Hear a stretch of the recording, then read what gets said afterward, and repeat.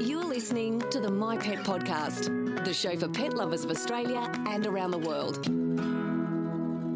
Hi, thanks for tuning in to the myPET podcast. I'm Aria and I'm here with our resident vet, Dr. Glenn. Hello.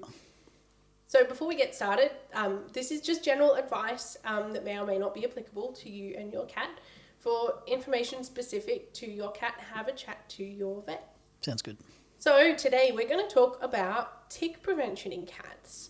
Something a little bit new, and it wasn't a whole lot of options out there a while ago. No, 20 years ago it was give your cat a tablet every day. Yeah, wow. Okay.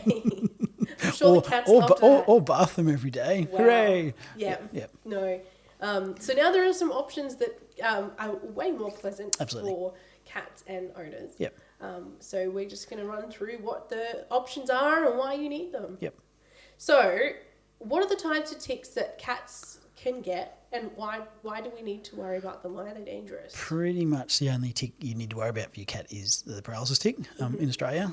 So paralysis ticks, mostly in East Coast of Australia problem, but if you have got a cat that goes outside, pretty much anywhere in eastern Queensland, so eastern Australia, paralysis ticks are a potential issue, and you do not want to get a paralysis tick on your cat that isn't killed by something, and because it will kill your cat.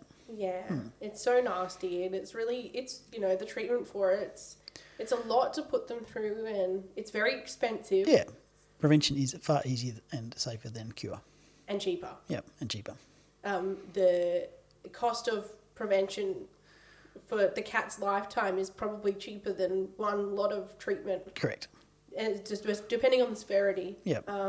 So it's definitely something worth doing if your cat goes outside. Pretty much. A lot of cats are indoor only. Yep. Which is great. Look, in indoor only, pretty hard to justify using long-term tick control. I mean, if you've got dogs that come in and out of the house and the cat stays in the house, to me that's a potential risk factor. If the dogs are on good long-term tick control medication, I mean, it would be very unlikely that they'll mechanically transfer a tick inside. I mean, it's still a possibility, but yeah, an inside cat would be very, very low likelihood of getting a paralysis tick because they come from the bandicoot, which is the native host of the paralysis tick. So anywhere you've got long grass and scrubby stuff, that's where paralysis ticks will live, and your cat can potentially pick them up off the lawn or brushing past plants or occasionally catching a bandicoot and eating it. I've seen that before. It's really bad because the bloody cat had like 50 ticks on it. Oh no! So that's really bad.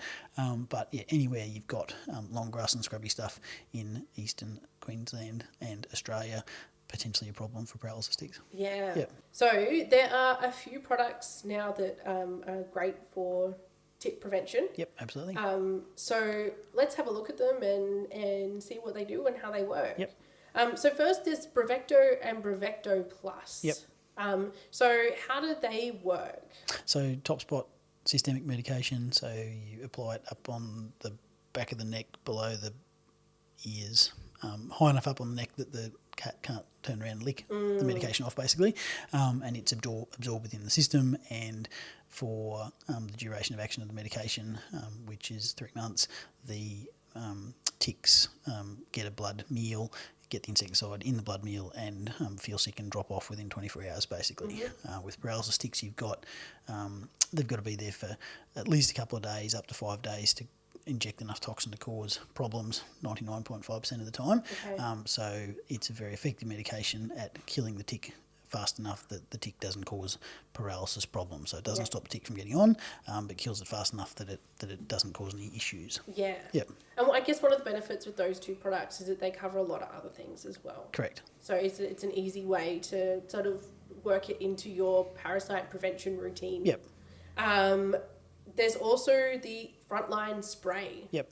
So how does that one work? So it's a non-systemic medication, so it binds to the fat layer, the lipid layer on the outside of the pet, and you have to spray them all over. Oh, they're going to love that. A measured amount, distributed evenly, and it goes into the instructions on the bottle on how to divide up your cat into 5 areas: the head and the neck, and the left side and the right side, and the top and the bottom, and apply the amount and rub it into the coat. It works well Yep. It's not my first choice for obvious reasons. Yes. Yes. A top spot every couple of months or a top spot once a month is a lot easier. Yes. Yes. Yes. Yeah, and equally as effective. Yeah, okay. Yes. Yeah. That's good to know. Yeah. And then there's the rinses. So the Fido's Fre-Itch rinse. Yes. So cats are a bit weird in the animal world, as in they're quite sensitive to some medications and insecticides that other dogs and horses and stuff aren't sensitive to. So synthetic pyrethrins in general, and we'll talk about that later, synthetic pyrethrins in general are severely toxic to cats, and that's the main reason that we don't recommend using across the board any dog products. Just, I've got a dog tick medication or flea medication, here I'll put it on my cat, because there's been many cats that have been poisoned by that, because synthetic pyrethrin is absorbed and it causes neurological problems and seizures and all sorts of things. So in unless cats. the product label says you can use it on your cat, don't use it on your cat. Correct. The synthetic pyrethrins, so with the Fido, how does it work? So Fido's Fre-Itch is a natural pyrethrin, so derived from the geraniums. Geraniums? Geraniums is where the pyrethrin, well, a geranium species, which is where the pyrethrins come from, so as opposed to a synthetically, chemically derived pyrethrin, but the natural pyrethrins are very safe for cats.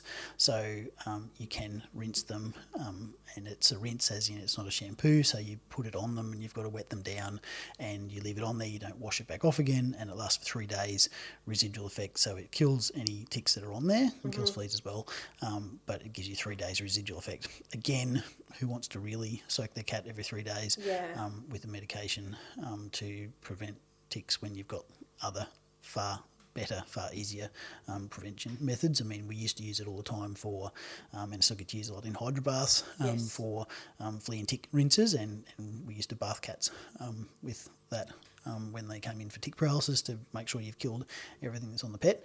And we still do that sometimes because it's a way of knowing what's going on, but usually at that stage the cat's sedated as part of its treatment regime for tick paralysis. So yeah, there's not many cats like getting wet every 3 days. No. Yep. No. And that's fair enough. Correct. And you know, the cat's probably saying there's much easier ways you could do this. Yep. Just give me a top spot once a month or once every 3 months. That's it. And then there's the Seresto Collar, which is now got registration for ticks. Correct. Okay. So really long acting, like 8 months for flea and tick control in cats. So it's a very good option with the normal caveats that collars have got. It's actually a pyrethrin, synthetic pyrethrin that's in the collar. It is got some lysosomal technology there that actually means that the medication isn't absorbed systemically into the body of the cat, so it stays in the little lipid, the fat layer on the outside, so it has the both tick insecticidal effect and tick repellent effect from the outside, without causing any systemic toxicity issues for the cat. So it's a good option. Collars in cats in general I'm not a huge fan of, because in practice you'd see quite a few cats that get legs caught through collars, and you can have little breakaway points on the collars. If the cat scratches at the collar and gets a leg caught through it, the collar breaks away and doesn't trap the leg of the cat. So you don't end up with the leg with the leg through thing and skin problems and collars cutting through muscle and all sorts of stuff. It's not nice. But that also means that you lose the collar. So if your cat loses its 8-month collar on the 3rd day, I mean, it's an option. Again, the top spots really make a lot of sense for cats because they're done. There's no worry about, is the collar still in place? Is it collar causing skin irritation issues, which is very unlikely, but you know, anything that we put on can occasionally have adverse effects, and the top spots, you know, the odd cat can have a skin reaction from any of the top spots we use. Just there's individual variation there, but I mean, it's a very low likelihood. But for me, the collars, okay, it's a good option. In some circumstances, economically, it usually works out a little bit cheaper than some of the top spots, but A, the collar's got to stay there, and B, the collar's got to not cause any trouble, so you've got to weigh that up. I mean, that might be a good option for someone with a really spoiled kitty with a nice little catio kingdom where they're, you know, able to keep an eye on them. Potentially, yeah. I mean, I don't like to make decisions for people as to, No. and it depends on individual circumstances and preferences and that sort of thing, but it's an option, but just be aware of the potential drawbacks of that as an option. Yes. Because a fair few cats get rid of their collars, Yes. and if it's gone, it's gone. Yes. Yeah. And then there's also Revolution Plus. Yep. So it's another monthly top spot. So it does a wide range of internal and external parasites basically, but the Revolution plain doesn't do paralysis ticks. Yeah. But the Revolution Plus does tick control. Yeah. So monthly top spot, and it does flea control and intestinal worms and heartworm prevention and a few mites and other bits and pieces. But it's another good topical once a month medication that is very good. Prevention for paralysis ticks. Yeah, and lots of other things as well. And lots of other things as well. So it's another good one that makes life easier and makes it easy to sort of slot that tick prevention into your routine. Correct. Yep. Yeah. Is it only if cats are sort of around bushland, or are suburban cats need to worry about paralysis ticks as well? Look, I mean, certainly if you're in a paralysis tick area, as in your shire or town that you live in has got paralysis ticks, and your cat goes outside, I'd recommend they should be on paralysis tick prevention, because if your cat's going through bushland or you live on acreage, you've got an increased risk of paralysis tick problems. Mm-hmm. But if your cat realistically goes outside your house, unless you've got a cat-proof fence, your cat is probably going to leave your yard, as much as you consider that it probably doesn't. Yeah. And does it go 200 metres down the road around the corner to the bushland down the back and increase its risk of problems? But if you've got a suburban block, unless you've got a rat-proof fence, the bandicoot from down the road around the corner could come in at 2 o'clock in the morning and dig up your lawn grubs and get its little load of paralysis ticks jettisoned off, and then your cat gets one and you've got troubles. Yeah. So pretty much outside cat in an area where there's paralysis ticks would recommend long-term tick control all year round. All year round, yeah. I was just going to say there's a bit of it like a common misconception that we only need to use prevention during the tick seasons. Yeah, and the tick season, Quote unquote. quote unquote, there is a increased risk of paralysis ticks, and it depends on the area a little bit, but in my practice it's spring, early summer is the peak season, where I see a lot more tick paralysis problems. But when you get a tick that's off season, yes, it's less common, but they still happen all year round. Yeah. The emergency centres literally see tick paralysis cases at any time of the year. They might see 15 a day in peak tick season and only one every second day in off season. But if it's your cat that gets one off season and you stop prevention because it was off season, I wouldn't recommend that. Yeah. I think it's just a misunderstanding about what that seasonality actually means. Yeah, it just means there's increased risk, but it doesn't mean there's no risk in the not tick season, because there's ticks all year round. Yeah. Yeah. I guess lastly, some people have concerns about safety of using these products. Yep. Look, safety in cats is very, very high for the appropriate medication used appropriately and registered for that cat. We went through the toxicity problems with some of the synthetic pyrethrin dog products on cats, definitely diabolical and horrible.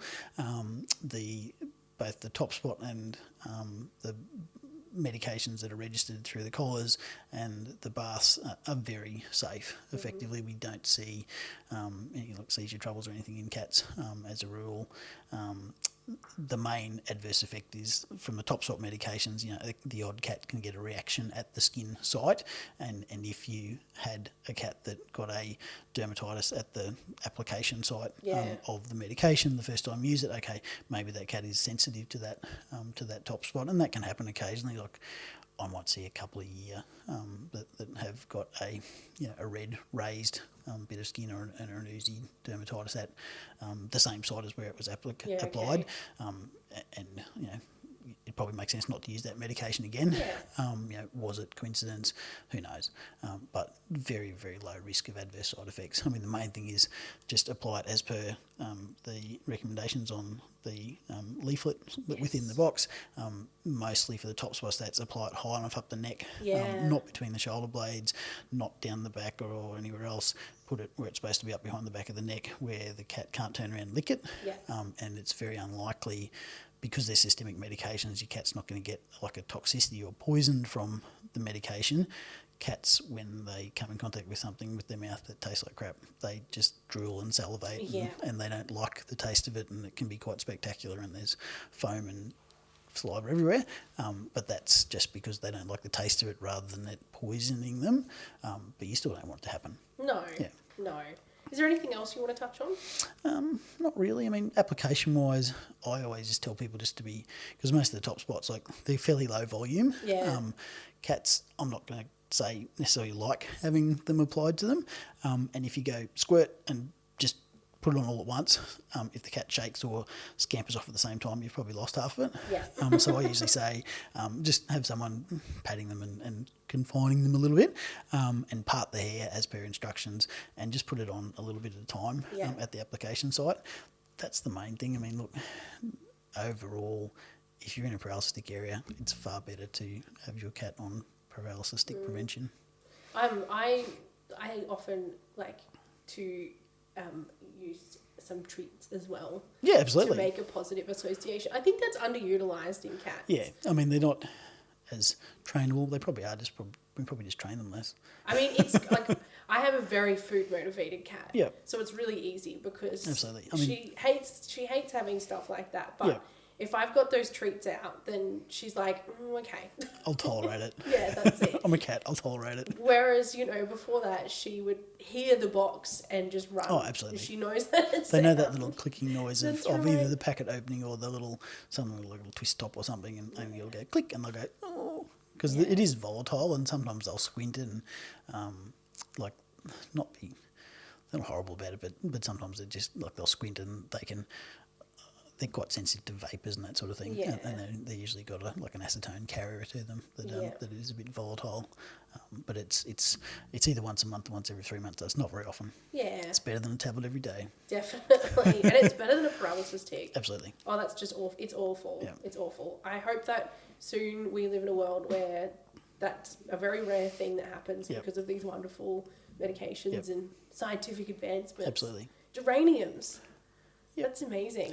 There's just I just know that there's someone out there farming flowers for.